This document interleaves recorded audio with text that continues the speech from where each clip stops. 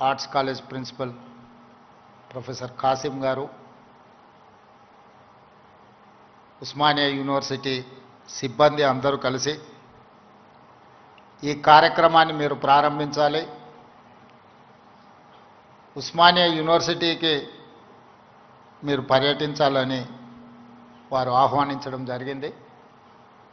ఈ అభివృద్ధి కార్యక్రమంలో భాగంగా నాతో పాటు మిత్రులు, సహచర మంత్రివర్గ సభ్యులు అడ్లూరి లక్ష్మణ్ గారు, ప్రొఫెసర్ కుమార్ గారు,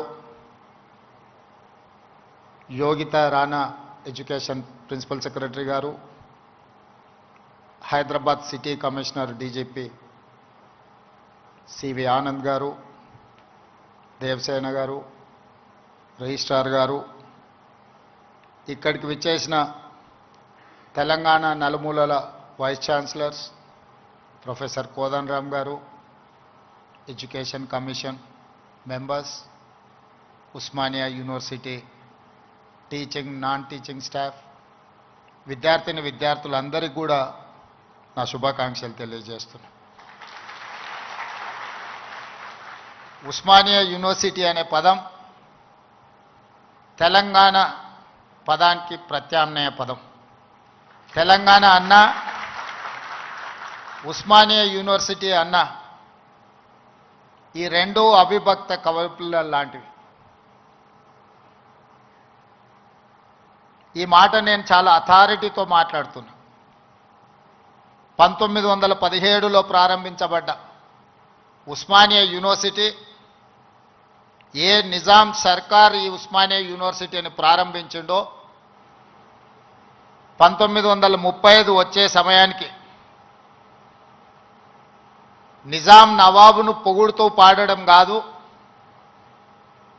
ఉస్మానియా యూనివర్సిటీ గడ్డ మీద నుంచి దేశ స్వతంత్రం కోసం పాడుతున్న వందే మాతరాన్ని పాడి వినిపించిన పివి నరసింహారావు గారి ఈ గడ్డ మీద నుంచే, ఈ ఉస్మానియా యూనివర్సిటీ నుంచే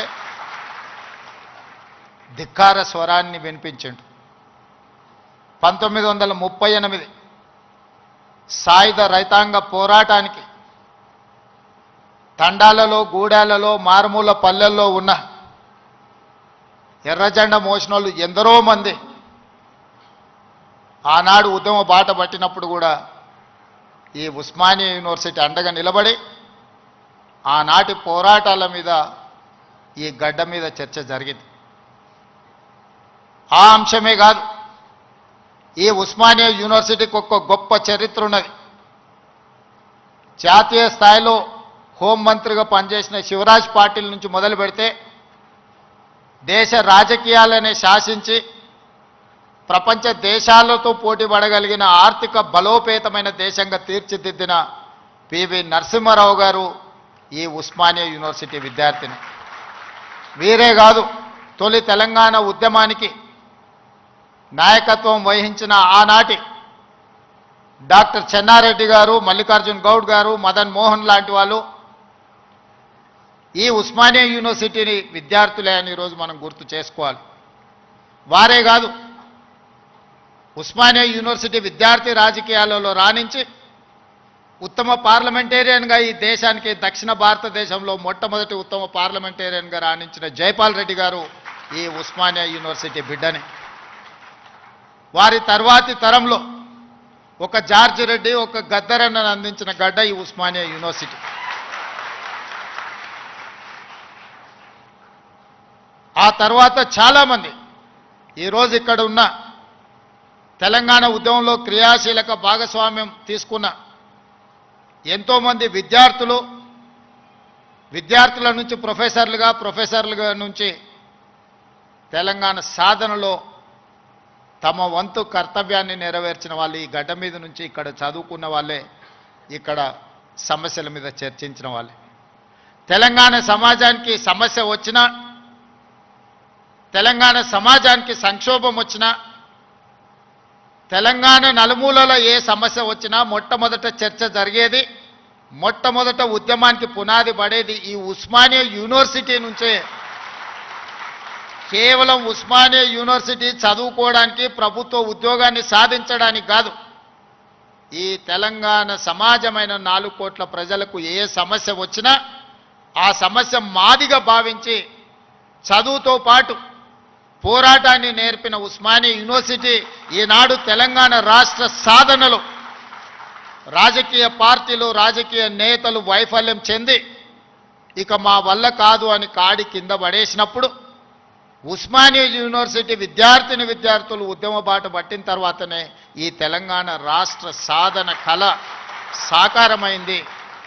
ఇక్కడున్న ప్రొఫెసర్ కోదండరామ్ గారు ఆనాడు పొలిటికల్ జేఏసీకి నాయకత్వం వహించి తెలంగాణ రాష్ట్ర కళను ఈరోజు మనం నిజం చేసుకున్నాం.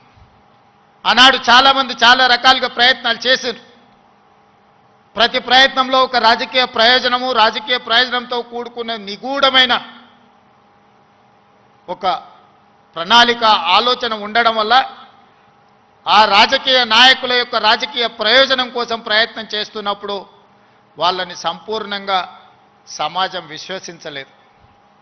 అందుకే తెలంగాణ రాష్ట్ర సాధన వాదాయ పడుతున్న సందర్భంలో ఉస్మానియా యూనివర్సిటీ విద్యార్థులు మలిదశ తెలంగాణ ఉద్యమంలో శ్రీకాంతాచారి అమరుడై మన అందరికీ ఒక హితబోధ ఒక జ్ఞానోదయం కలిగించింది. శ్రీకాంతాచార్య అమరుడు అవ్వడం వల్ల శ్రీకాంతాచారి కుటుంబానికి ఎలాంటి ప్రయోజనం లేదు. శ్రీకాంతాచారి బతికుంటే గొప్పోడు అయి ఉండేవాడు, వాళ్ళ తల్లిదండ్రులకు ఎంతో కొంత సహాయం అందించి ఉండేవాడు. కానీ పాలకుల యొక్క ఆలోచనను రాజకీయ పార్టీల యొక్క విధానాన్ని ప్రజల మధ్యన నిరసన తెలపడానికి తన ఆత్మ బలిదానం ఒక ఉత్ప్రేరకంగా పనిచేస్తుంది అని చెప్పి శ్రీకాంతాచారి మలి తెలంగాణ ఉద్యమంలో మొట్టమొదటి అమరుడై ఈ ఉస్మానియా యూనివర్సిటీ నుంచే తెలంగాణ ఉద్యమానికి పునాదులు పడ్డాయి.